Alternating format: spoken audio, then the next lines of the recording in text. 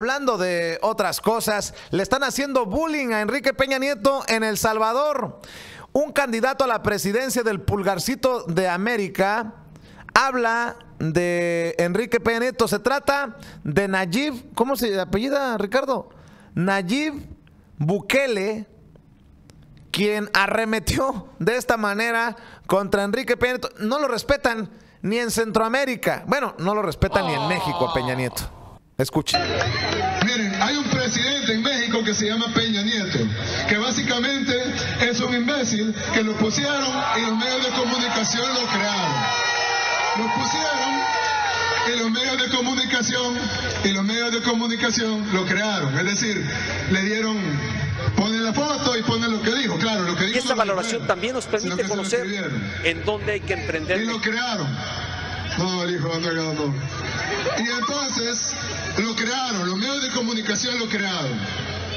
México lastimosamente cayó en la trampa, votó por él y ahí está sufriendo México Peña Nieto.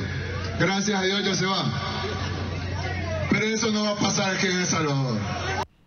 Órale. Gracias a Dios ya se va. Hasta solidarios desde El Salvador este candidato a la presidencia de ese país, el Pulgarcito de América. Y vámonos a la política mexicana, porque Andrés Manuel López Obrador le pide a Enrique Peña Nieto que no meta las manos, que su gobierno no meta las manos en el proceso electoral. Más metidas ya las tiene Andrés Manuel. ¿Que no oíste lo que puse aquí en Sin Censura? Que dijo, es más, a lo mejor hasta te describió de lo que se necesita para llegar a la presidencia. Andrés Manuel López Obrador pide que Enrique Peña Nieto no meta las manos. Yo desde aquí, desde Chicago, Vicente Ricardo Serrano en los micrófonos, le pido a Enrique Peña Nieto que no meta las nalgas en estas elecciones del 2018. Bueno, ahí van los dichos de Andrés Manuel López Obrador. No, se están portando muy bien y yo espero que sigan actuando de esa manera, que el gobierno no participe en los procesos electorales, no le corresponde, que no haya injerencia de los gobiernos en las elecciones. Y este es un exhorto, un llamado a todas las autoridades de todos los partidos que no interfieran, que no utilicen el presupuesto público, que es dinero de todos, para beneficio de candidatos o de partidos, que se pronuncien como... Ay, Andrés Manuel, ¿a qué le tiras cuando sueñas, mexicano? Por favor. México, hablando de estas cosas, despilfarra en legisladores. Cada año se destinan 1,388 millones, no de pesos, de dólares. 1,388 millones de dólares al año se destinan para pagar los sueldos y costos de operación de los 1,752 legisladores que hay en México. El presupuesto total destinado a la actividad legislativa en México es 10 veces mayor a lo que el estado de Texas, en Estados Unidos, gasta en este mismo rubro. Así lo da a conocer el diario Reforma. A pesar de que el Producto Interno Bruto de ese estado, de Texas, es 50% superior al de México, en Texas solo se gastan 12,185 dólares anuales por cada 100 millones de dólares del Producto Interno Bruto en materia de legislación, mientras que en México la cifra es 10 veces más. Esto significa que 1,388 millones de dólares al año son destinados para pagar los sueldos y costos de operación de los 1,752 legisladores que hay en el país, de quienes 128 son senadores, 500 diputados federales y 1,124 congresistas locales. Esto en comparación con la actividad legislativa de Texas, que tiene un presupuesto de 197 millones de dólares anuales, así lo detalla la publicación del Reforma. Y hay que decirlo, muchos de estos son plurinominales. A ellos nadie los ha elegido. Bueno, salvo su gavilla de corruptos. Es importante destacar que también hay un desorden en cuanto a los criterios para fijar el número de legisladores, sobre todo en los estados, ya que si bien con base en la Constitución mexicana, cada estado debería tener cierto número de legisladores en función de la población representada, en la práctica no ocurre así. Cada estado cuenta con 35 legisladores con un máximo de 75 y un mínimo de 21. La Asamblea Legislativa de la Ciudad de México está conformada por 66 diputados. En el caso de Colima, donde el número de habitantes es el menor en todo el país, sus diputados llegan a 25, la misma cantidad que Baja California, donde la población es 3.4 veces mayor. Esta situación se repite en varios estados. Corruptos.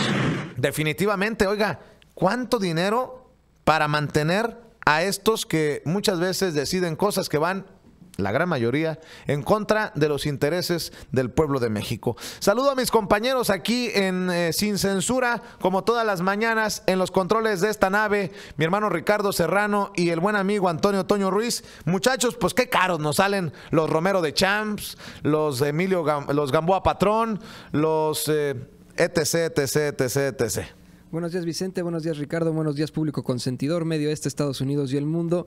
Lo que llama también la atención es que esta nota de Regeneración consigna que la cantidad es en dólares, no en pesos. Ganan más de 1,000 millones de pesos en sus salarios, cuando pues nos damos cuenta que en promedio el mexicano común y corriente, el mexicano que hasta así nos llaman a los godines o a los obreros que trabajamos aquí y allá en México, pues gana 12,000 pesos, si bien le va, al mes. ¿Qué son 12,000 pesos? Son como $600. ¿Se imagina usted aquí en Estados Unidos ganar $600 al mes?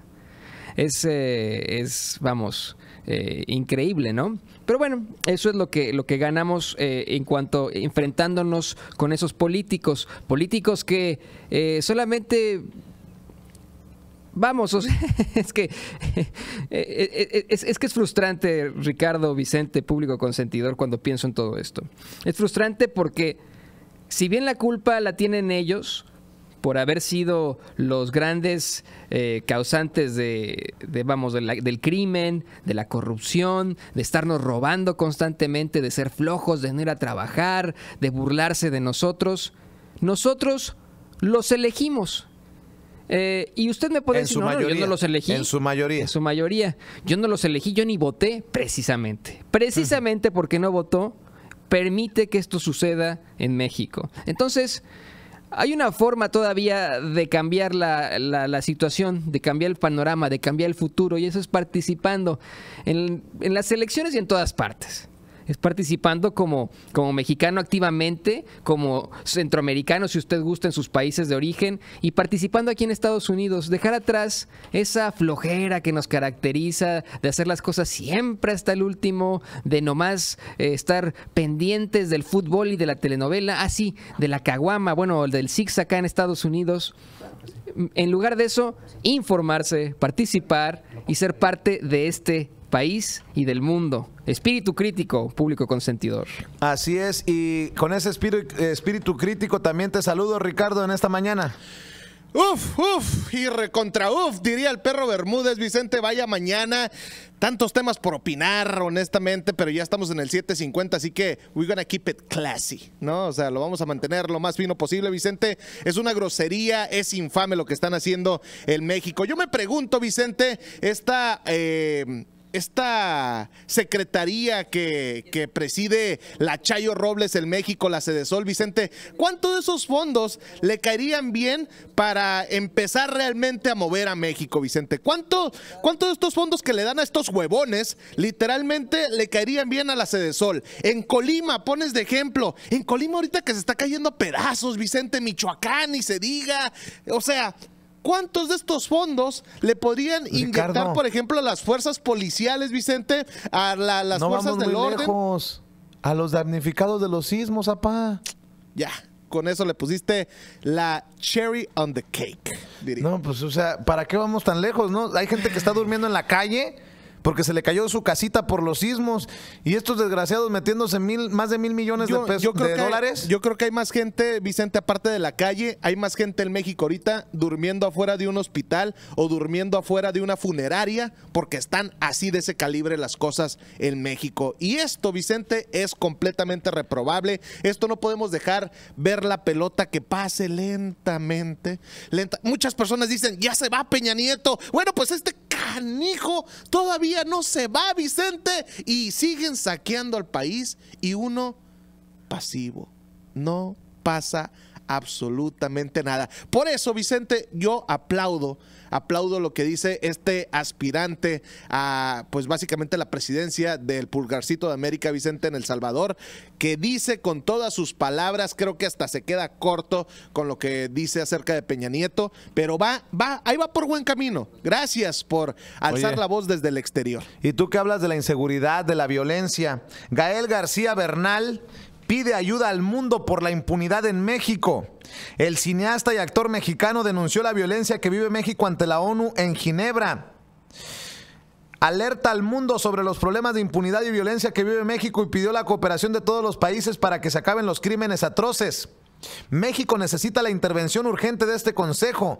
Necesitamos de la cooperación de los países de este Consejo para el establecimiento de un mecanismo internacional contra la impunidad que garantice que los crímenes atroces que ocurren actualmente no volverán a ocurrir más. El actor y cineasta mexicano dijo que él es uno de los miles de mexicanos, uno más de los miles de mexicanos que están hartos de la violencia e impunidad, y afirmó que se han cometido las más graves violaciones a los derechos humanos y crímenes de lesa humanidad en consecuencia de la guerra contra el narcotráfico, donde los responsables no solo son los grupos de delincuencia organizada, sino las mismas autoridades. En México contamos a nuestros muertos y desaparecidos en millares. La cifra no ha dejado de incrementar. El dolor de las familias y comunidades enteras tampoco, denuncia Gael García Bernal. Y muchos podrán criticar que sea un actor, un cineasta, el que levante la voz ante la ONU en Ginebra. Pero pues eso es lo que tenemos. Hay un mensaje, Ricardo. Dame el mensaje, por favor, que te pedí de Gael García Bernal, porque creo que es extenso y amerita escucharlo a Gael García Bernal, este muchacho exitoso, no solamente en México, sino en Hollywood, reconocido ya por su gran calidad histriónica, pero con mucha conciencia va ante la ONU a levantar la voz por México. Me imagino que ya lo tenemos, Ricardo, a Gael García Bernal.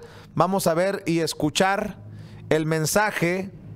Llegó como orador de una organización sin fines de lucro, una organización no gubernamental, y estas fueron las cosas que dijo Gael García Bernal ante la ONU en Ginebra.